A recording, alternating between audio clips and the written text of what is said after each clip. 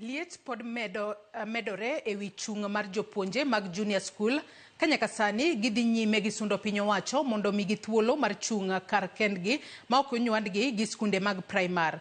Mana ka jafwambo marwa Bill Gates odwar lero jopuonjego mano bago ng'anyo e counties mopogore opogore ochiwo ywak ni jotenda skunde mag primary ok ti gi pesa mar JSS e yo makare.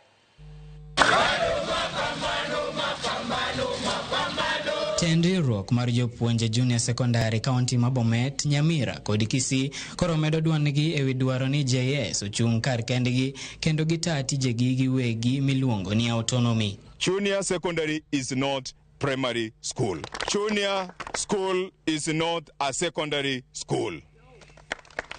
It is a distinct level that must be treated as such, with full autonomy in administration, staffing, and the resource allocation. For us to realize the real intention of this CPC, we must be given the autonomy.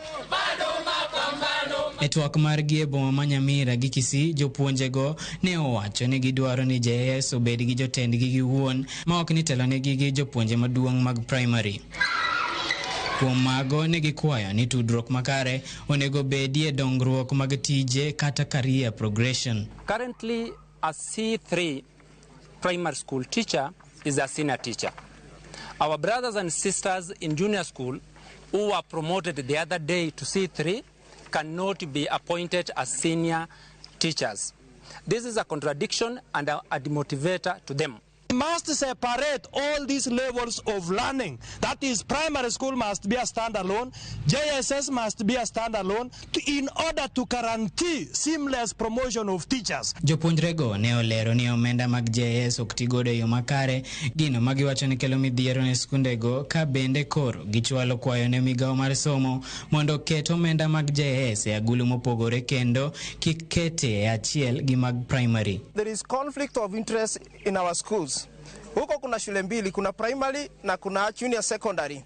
So resources zile ambazo zinakuja kwa junior secondary, walimu wale ambao ni wakuu wanazitumia kwa ndoko primary. Let them be autonomous, let them manage their own resources. Imagine even the money that is being given to junior secondary schools.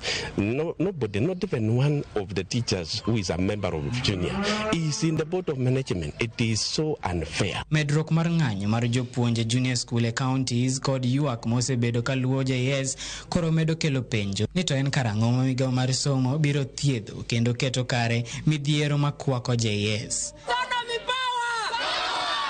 Bill Gates, Odwar, Ramogi TV.